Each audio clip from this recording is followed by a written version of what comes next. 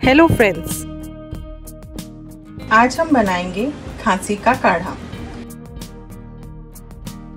इसके लिए 4-5 पत्ते तुलसी के, छोटा पीस अदरक का, चुटकी भर हल्दी, आधा छोटा चम्मच शहद और 1 कप पानी।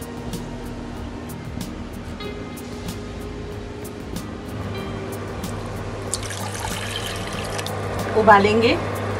जब पानी थोड़ा गर्म हो जाए उसमें तुलसी के पत्ते, अदरक